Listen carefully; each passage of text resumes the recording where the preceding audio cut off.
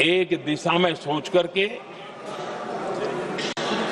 विकसित भारत बनाने में हमारी नारी शक्ति की भागीदारी को एक खुले मन से निर्णय करने का अवसर है, स्वीकार करने का अवसर है। और मैंने जैसा पहले ही कहा कि आज पूरा देश और विशेष करके नारी शक्ति हमारे निर्णय तो देखेगी, लेकिन निर्णय से ज्यादा हमारी नीयत को देखेगी।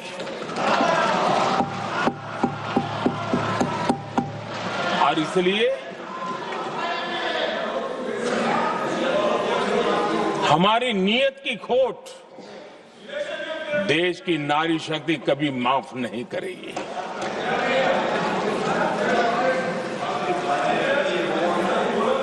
आदरणीय अध्यक्ष जी, 2023 में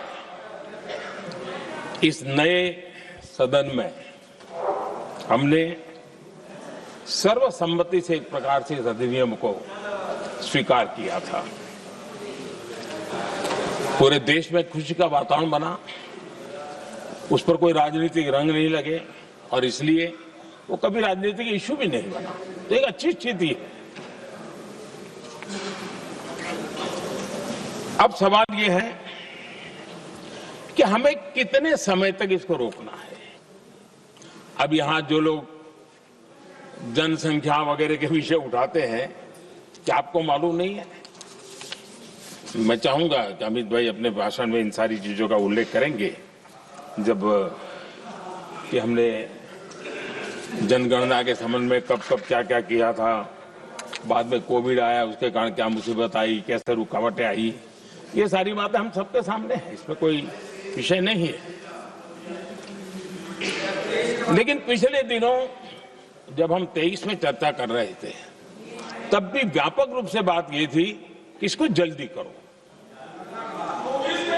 हर कोई कह रहा था जल्दी करो। अब 24 में संभव नहीं था क्योंकि इतने कम समय में करना मुश्किल था। अब 29 में हमारे पास अवसर है। अगर हम 29 में भी नहीं करते तो ये स्थिति क्या बनेगी हम कल्पना कर सकते। फिर हम देश की माताओं बहनों को ये विश्वास नहीं बना पाएंगे कि हम सचमुच में प्रयास सच्चे अर्थ कर सकते थे। और इसलिए समय की मांग है कि अब हम ज्यादा विलंब न करें। इस दरमियान राजनीतिक दल के लोगों से, संविधान के जानकार लोगों से, जो महिलाओं में एक्टिविस्ट के नाते काम करने वाले ऐसे लोगों से भी कई चर्चाएं हुई। कुछ लोगों ने खुद होकर के भी सुझाव दिए। सारा मंथन करते करते करते और यहाँ भी सभी दलों से लगातार बातें इनकी होती रही है। स्ट्रक्चर वे में हुई है, इनफॉर्मल भी हुई है, और उसमें से आखिर बना हुई एक कुछ रास्ता निकालना होगा ताकि हम हमारी माताओं बहनों की शक्ति को जोड़ सकते हैं। आदरणीय अध्यक्ष जी, मैं एक बात जरूर कहना चाहूंगा। यहां बैठकर के हमें किसी को संविधान ने देश को टुकड़ों में सोचने का अधिकार ही नहीं दिया है। जो शपथ लेके हम बैठे हैं ना, हम सबको एक राष्ट्र के रूप में विचार करना हमारा दायित्व है। चाहे कश्मीर हो या कन्याकुमारी, हम टुकड़ों में न सोच सकते हैं, न टुकड़ों में हम निर्णय कर सकते हैं। और इसलिए निराधार रूप में, जिसमें कोई सच्चाई नहीं, रत्ती भर सच्चाई नहीं है, सिर्फ राजनीतिक लाभ लेने के लिए जो बवंडर खड़ा किया जा रहा है, मैं आज बड़ी जिम्मेवारी के साथ इस सदन में, इस पवित्र जगह से कहना चाहता हूं, चाहे दक्षिण हो, उत्तर हो, पूर्व हो, पश्चिम हो, छोटे राज्य हो, बड़े राज्य हो, मैं आज एक जिम्मेवारी से कहना चाहता हूं कि निर्णय प्रक्रिया किसी के साथ भी भेदभाव नहीं करेगी। ये निर्णय प्रक्रिया किसी के साथ अन्याय नहीं करेगी।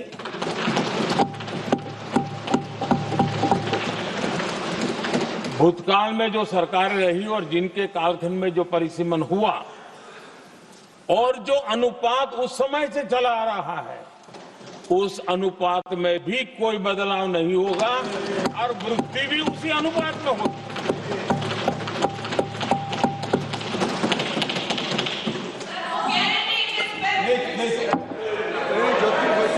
अगर गारंटी शब्द चाहिए तो मैं गारंटी शब्द उपयोग करता हूं।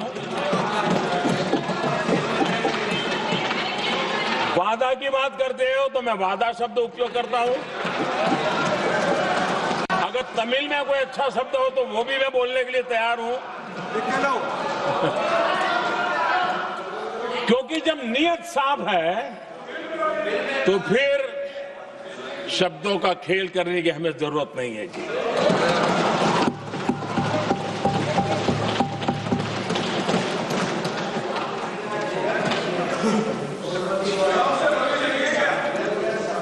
आदरणीय अध्यक्ष जी, मैं आज सदन के सभी साथियों को ये भी कहना चाहता हूं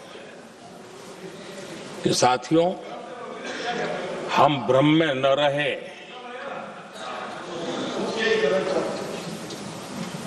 हम उस अहंकार में न रहे। और मैं हम शब्द प्रयोग कर रहा हूं। मैं और तुम की बात नहीं कर रहा हूं।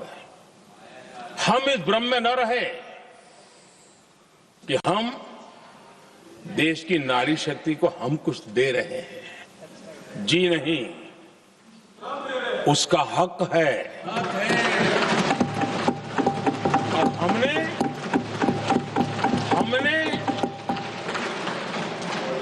कई दशकों से उसको रोका हुआ है। आज उसका प्रायश्चित करके हमें उस पाप में से मुक्ति पाने का यह अवसर है।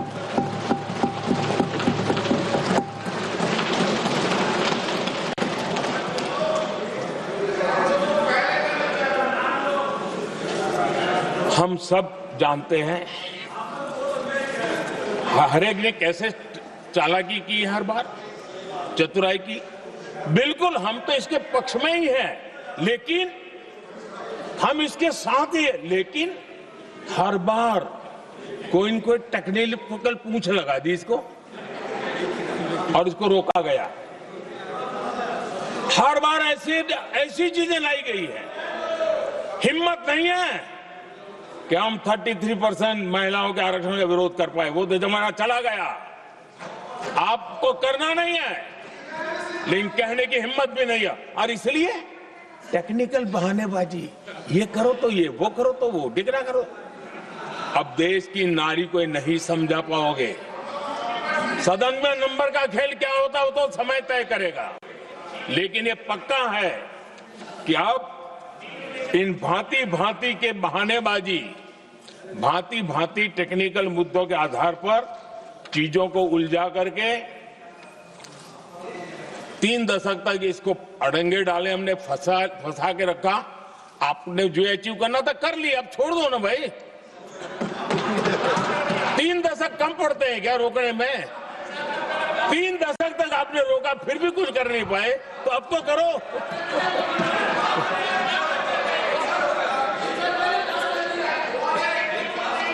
आदरणीय अध्यक्ष जी,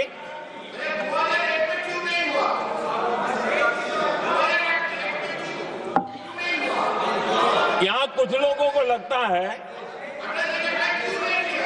आदरणीय अध्यक्ष, यहां कुछ लोगों को लगता है इसमें कहीं न कहीं मोदी का राजनीतिक स्वार्थ है।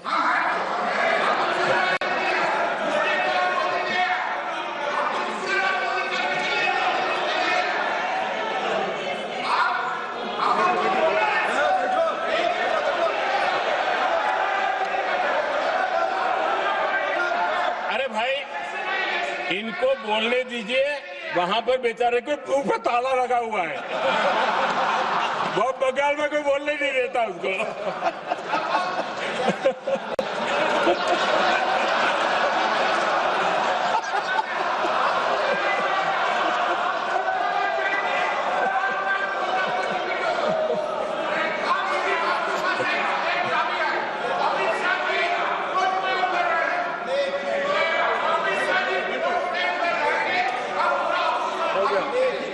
आदरणीय अध्यक्ष जी,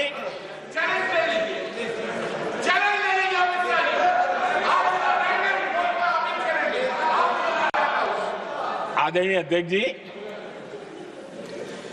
देखिए इसका अगर विरोध करेंगे तो स्वाभाविक है कि राजनीतिक लाभ मुझे होगा, लेकिन साथ चलेंगे तो किसी को भी नहीं होगा, ये लिख के रखो, किसी को नहीं रहेगा, क्योंकि फिर अलग पहलू हो जाता है, फिर किसी को फायदा नहीं होता। और इसलिए हमें क्रेडिट नहीं चाहिए। जैसे ये पारित हो जाए, मैं कल एडवर्टाइजमेंट दे करके सबका धन्यवाद करने के लिए तैयार हूं, सबकी फोटो छपवाने के लिए तैयार हूं। क्रेडिट आप ले लो, चलो क्रेडिट की चिंता है क्या है जी, ले लो ना क्रेडिट। आपको जिसकी फोटो छपवानी है सरकारी खर्चे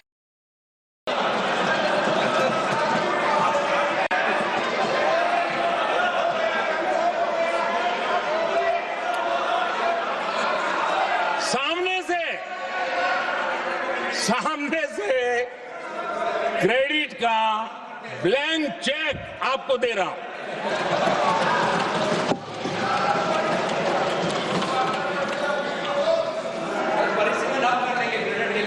आदरणीय अध्यक्ष जी,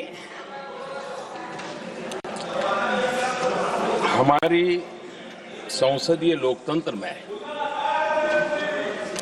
महिलाओं की भागीदारी ये सिर्फ आंकड़ों का खेल या एक लोकतांत्रिक व्यवस्था में सुधार इतना सीमित नहीं है। लोकतंत्र की जननी के रूप में, मदर ऑफ डेमोक्रेसी के रूप में ये निर्णय भारत का कमिटमेंट है, ये सांस्कृतिक कमिटमेंट है।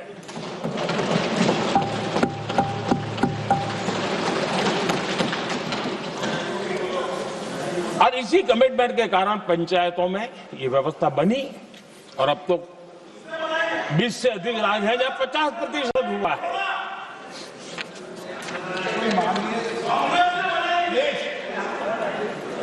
और हमने अनुभव किया है, मुझे लंबे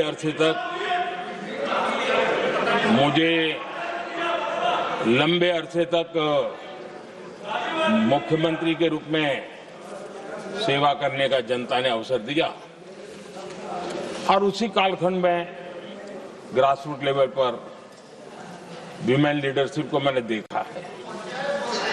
मेरा अनुभव है कि संवेदनशीलता के साथ समस्याओं के समाधान में उनका कमिटमेंट बहुत ही परिणामकारी रहते थे, विकास की यात्रा को गति देने में रहते थे। और उस अनुभव के आधार पर मैं कहता हूं कि इस सदन में उनकी आवाज नई शक्ति बनेगी, नई सोच जुड़ेगी, देश की दिशा में एक संवेदनशीलता जुड़ेगी।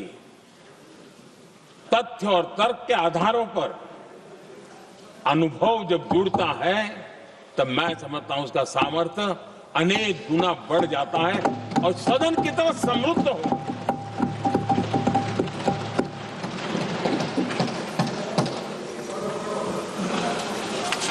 आदरणीय अध्यक्ष जी, हमारे देश में अनुभवी नारी शक्ति की कोई कमी नहीं है, सामर्थ्यवान में कोई कमी नहीं। हम भरोसा करें वे कंट्रीब्यूट करेंगे, बहुत अच्छा कंट्रीब्यूट करेंगे।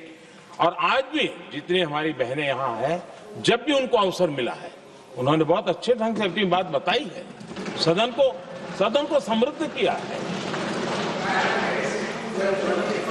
आदरणीय अध्यक्ष जी, കൂടുതൽ വാർത്തകൾക്ക് news 18 Keralam YouTube channel subscribe ചെയ്യുക.